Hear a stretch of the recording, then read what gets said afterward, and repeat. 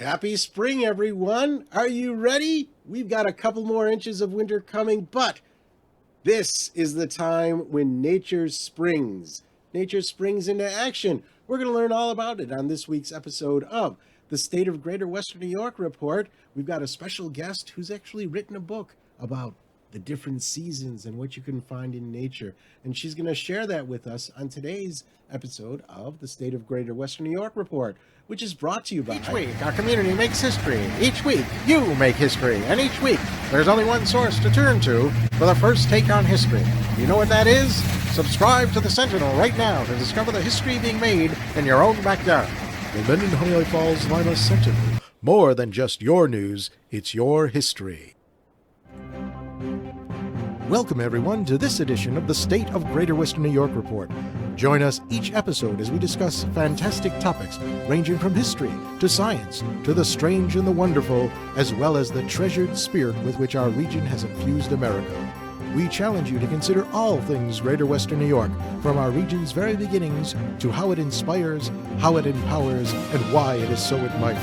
Here's the host of the State of Greater Western New York Report, Chris Carosa. Well, hi there, everybody. How are we doing today, this bright, sunny day? But get ready, winter hasn't left yet, even though the calendar says spring. We're going to talk about spring and what you're seeing out there with our special guest today. She's Angie Cannon-Crothers. She is the Forest School Coordinator at the Cummins Nature Center for the Rochester Museum and Science Center. She's written a book about it. We'll get to that in a second. But first, Angie, tell us a little bit about yourself. How'd you end up where you are right now? Oh, my goodness. That's a pretty big question. I got a degree in environmental education. I used to work in atmospheric science as an acid rain cloud collector. I worked for the U.S. Forest Service as a wilderness ranger and naturalist. I worked at a whole variety of environmental education centers, including Workforce and Frontlines Vermont. And I've always had a place in my heart for Cummins Nature Center. I ended up back in this area to raise my children and ended up back here and discovered Forest School and our new director here, Nathan Hayes, and have been involved for about 6 years or so now. There's lots of stuff happening here these days. It's a great place to come and visit. Well, tell us a little bit about the Cummins Nature Center, and I'll show some pictures for the audience so they can see Sure. as you're talking about it. But tell us about when did it start, what are the sort of things that it has there, activities that you do, all those sorts of things. Sure. Well, the start of Cummins Nature Center was probably back in the 70s with the idea and the trails. In the 80s, it kicked off with the building, school programs and public programs.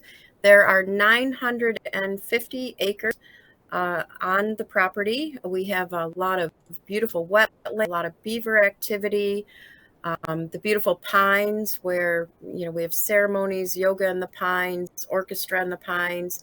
We have 15 miles of trails for the public, and a lot of these trails are actually best accessed in the wintertime. We have a wonderful cross-country ski program here, rentals and equipment. We do weekend wild walks. That's our elder naturalist, Cherie. She is amazing. She leads hikes every weekend. We also have a variety of public programs going on.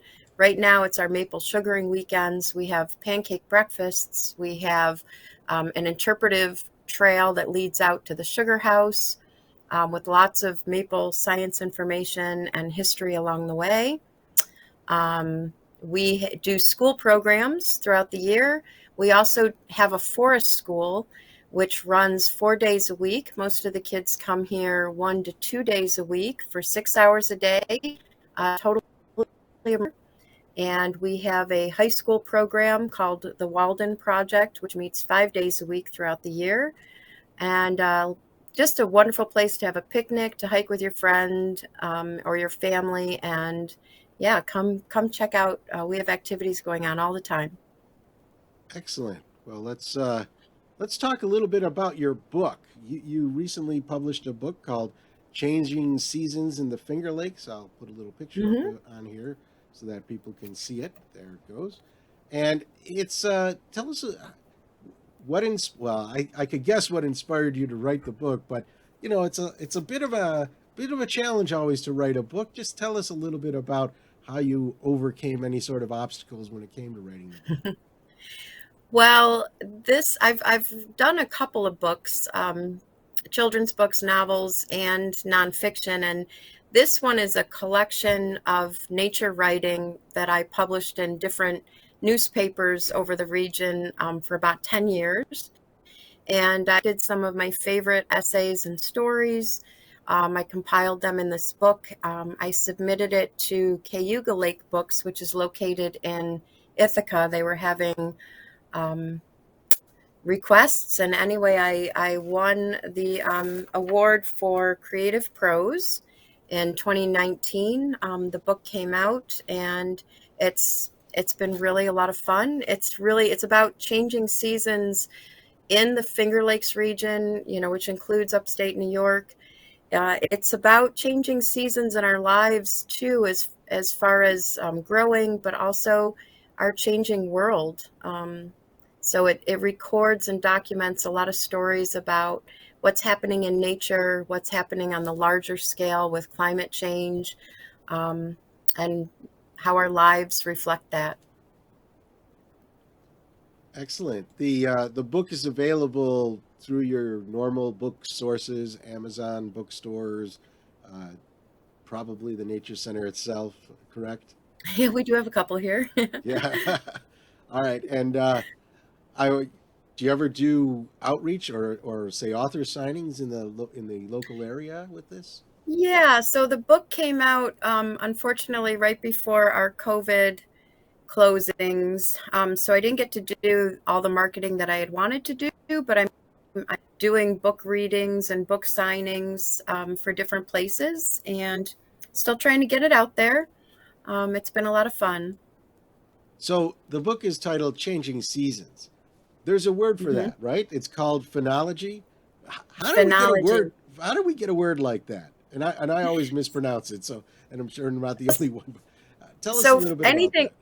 Anything with an ology at the end means like the study of, ecology, zoology. So phenology, the study of what happens during the changing seasons. And I would love to read a little piece from my book about it. Oh, go ahead, please. All right.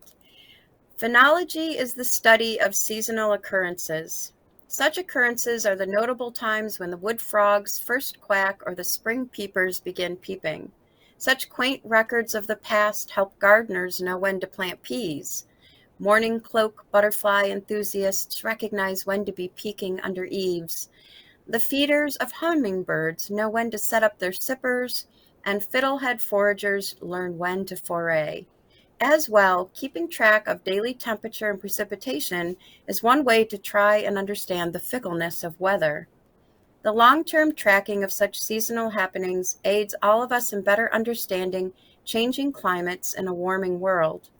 Melting ice caps and glaciers are not the only signs of global warming. Migratory birds sense it, whales swim in it, bark beetles, adelgid, and insects with crop-crunching mandibles flourish in it.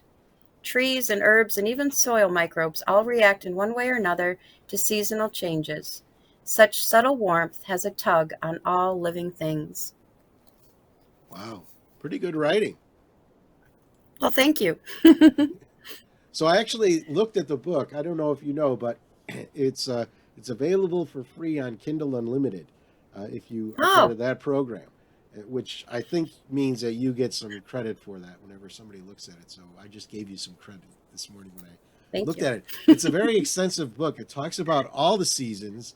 We're going to focus primarily on the transition from winter to spring when we get to the second half of the show. But let's talk about some of the other seasons. Actually, there was one chapter in there that I really liked. Winter Constellations. So if you don't know about me, my background is I'm a physics and astronomy trained person, and I used to teach at the planetarium. And my favorite class was Wintertime Constellations. So tell us a little bit about how you wrote that chapter I'm always curious to see how other people look at these constellations, and especially in the winter when they're actually easier to see. Right. So actually, one of my interests in winter constellations used to be the Native American interpretation of the different arrangements of the circumpolar stars and the different legends that come from peoples on this land where we are located right now. And stories like, Fisher in the Sky World, or there's one where Orion's Belt are two canoes that was seen by certain tribes in the area. And the two canoes were racing, and whichever one won, it would be either winter or spring. I loved those stories. And it wasn't till later that I started embracing more of the Greek legends, because I find them so hard to fathom my head around. But I wrote that chapter because I was driving one night, through the rolling hills of Bristol, and just the stars were so bright, and I really felt like I was just surrounded by all of the beautiful cosmos and the Milky Way and all of the stars. And I am not really a star person. I'm much more of a biologist. So, but whether we're experts or not, we can appreciate all parts of nature. Oh, definitely, definitely. I know there's a story I think I recall vaguely with the Pleiades, the seven sisters.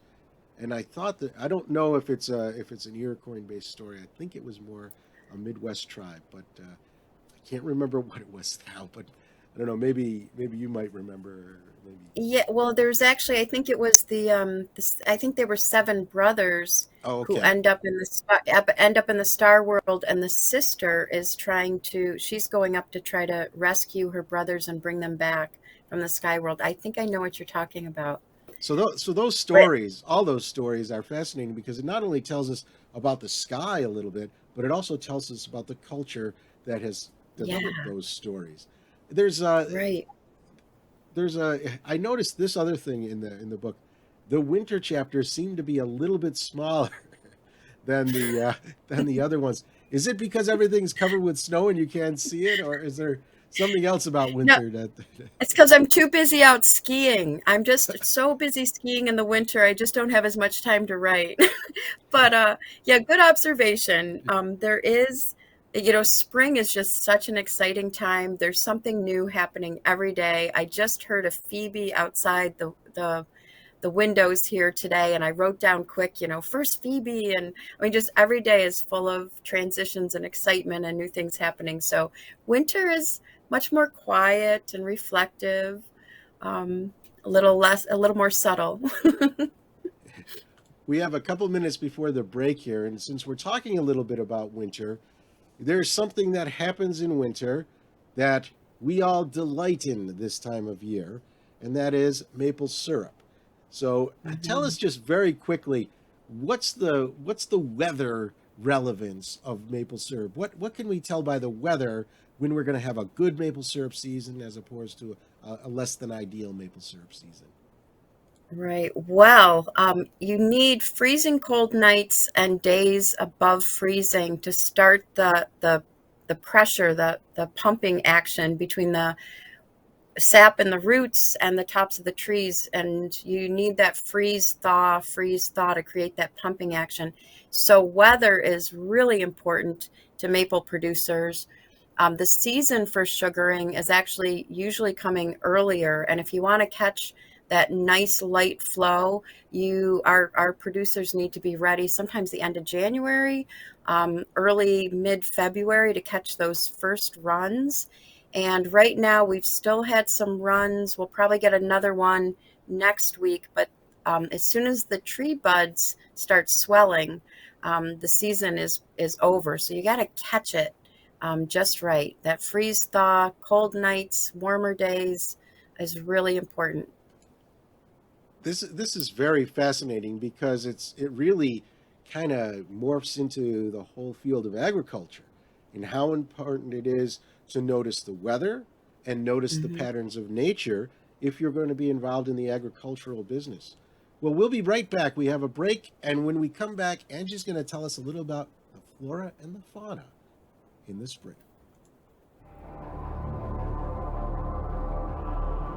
Through the mists of time, nature and man have both created and buried treasures beyond the imagination. With the ages, these riches slowly dissolve into mere myths until they are forever forgotten. But there are those brave souls who tirelessly cling to the truth, ever seeking to discover the undiscovered, to reveal what has always been there, to uncover the hidden gems of a land thought forsaken but loved by millions.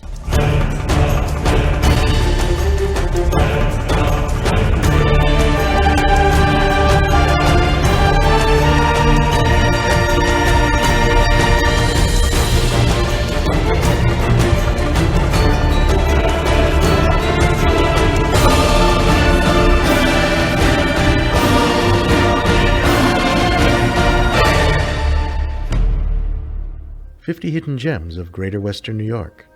Discover the secrets in your own backyard. Buy your copy now at 50hiddengems.com. Welcome back to the State of Greater Western New York report, and we've got Angie Cannon-Crothers here from the Rochester Museum and Science Center. She is a forestry expert and nature expert out at the Cummins Nature Center. Angie, tell us a little bit about what you're seeing. You mentioned the Fiji. What do you see first? Do you see plants come up first, or do you see animals first when it comes to the first signs of spring? Oh, I think it's definitely plants and amphibians, and I actually do have with me today the first flower of spring, and it's one that most people just don't notice, or if they do, they kind of hold their nose and walk away. But it's the first flower of spring, and I can show it to you. Go ahead. Okay. So this is cabbage, and it is aptly named for its very strong smell. It even makes the soil around it smell very skunky and garlicky. It's a very prehistoric looking plant, and interestingly enough, it practices something called thermogenesis. It actually creates its own heat that warms up the soil around it. So even in the snow, there'll still be snow on the ground, and it'll warm up the soil just enough that it can start protruding this very interesting flower. And they really are a very old species, and they can also be like a couple hundred years old. This plant I'm holding could be 100 years old, 200 years old, maybe even 1,000 years old, like shortly after glaciers receded and soil came back. So the skunk cabbage, I always like to tell people, like, oh, get down and smell it. It has an unforgettable smell, and see how many kids will poke their nose in there and go, whoa. We have a picture of it over here. Yeah, when I saw this picture, the idea that I had immediately was Audrey, from Little Shop of Horrors. That's right. what it reminded me of. But yeah, man, if those plants can talk and they were that old, we could learn a lot more about science that way. Yes. So what else pops up this time of year that the audience might recognize or see? Well, it's pretty exciting right now because the amphibians, as temperature raise above 50 degrees, the amphibians start to wake up. So people are always listening for the peepers, that sleigh bell sound in the distance. The wood frogs sound kind of like a quacking duck in a pond edge. But also the other night, another group of amphibians woke up. They always wake up after the first warm spring rain, which was Friday night for this area. And this critter, I've got a couple in here. I have another critter that looks like they're about to escape, and I'm hoping they don't. This animal really makes its big debut this time of year, crawling out from under logs and in holes to try to get to ephemeral seasonal breeding ponds. Can you see it okay Yeah, right we here? can see it. It's a spotted salamander, right? Am I Yep, correct? this is the yellow spotted salamander. And he He's just kind woke of, up, or yeah, he just woke up. They don't really start breeding. This one's about 2 years old. Actually, this one belongs to one of the naturalists, and they usually start breeding about 3 years old, and they'll head to the little seasonal pools, the ephemeral vernal pools, they're called, and sometimes the lakes. And there they'll mate and lay these little tiny black bead-like eggs around floating vegetation. And it can take them months before they go from gilled creatures to land animals. For the salamander, it can take months. But one of the most fascinating things I think about the spotted salamander is they really stay kind of underground, under logs and under in deep holes. They're feeding on worms and other bugs most of the year. And they live under there for, sometimes 15 or 20 years. So these animals get to be close to a foot long. When they're that old, they are pretty impressive. And this one's pretty small still, but it could get to be 8 inches to almost a foot. Oh, there he is. He's moving now. Ooh. And they certainly live for quite a while. Down at Mueller Field Station, the south end of Honeoye Lake, it's tradition for students and other naturalist amphibian lovers to go and rescue these spotted salamanders by the bucketful and walk them across the road, because so many of them get hit by cars on their way to the outlet of the lake. No, I'm sorry, it's the inlet. Excuse me, the inlet of the lake. So there are different kinds of salamanders, and I have a few pictures if you name the correct ones that I have the pictures for. But tell us I get about bonus points. bonus point. How do people tell the differences between the different salamanders and what makes them different? Well, there's some salamanders that are this size and bigger that are the Jefferson and the Jefferson salamander is quite large, and then there's a hybrid type of salamander that sometimes it's really, like, without a DNA test, you could hardly tell them apart. There are very tiny salamanders. I think what you have right there might be, I don't think that's a Jefferson. Oh, But it's labeled about that the way. size. Is it How- labeled? How about this one? This is the other one that I have. Oh, That is that the Jefferson or the Dusky? This one's labeled Dusky. Dusky salamander, yes. Now, just I because do they're have labeled another. that way doesn't mean that they're actually that. I will defer to your Well, expertise. yeah, well, there are some hybrids between the Jefferson and Duskies, so they can oftentimes be very difficult to tell apart unless you're an expert or you run some kind of tests. And sometimes they are just hybrids. And then there are some very small salamanders that you'll find in the creek edges and under creek stones. There are red-backed salamanders and two-lined salamanders that are much more fragile looking. They're much thinner. A lot of times people will mistake the red lines. They'll think it's a worm under the rock. And then you have to look carefully and you see that it has 4 legs. And now you have to be very gentle with salamanders because they breathe partially through their skin. And the oils on our hands are not good for them. They can be too oily and clog up their skin. We also, can carry different germs and bacteria. I'm going to put this one back in here. And it's a nice moist terrarium. They need to be kept moist. And they need to hide out. I do have another friend here. I'm a little hesitant to bring him out because I'm afraid he'll get away, but I'll give it a try. So I have a similar one at home that's about 20 years old. This one is a grazed tree frog. Mm-hmm. And these tree frogs are not out quite yet. You won't hear them till later, like more like early summer, and they're easily missed because they do some camouflage. This one's a grazed tree frog. Some tree frogs are bright green when they're on grass. This one, if you can kind of imagine, it blends right in with tree bark. So kind of like a screech owl. It just camouflages so well out there. They're hard to see.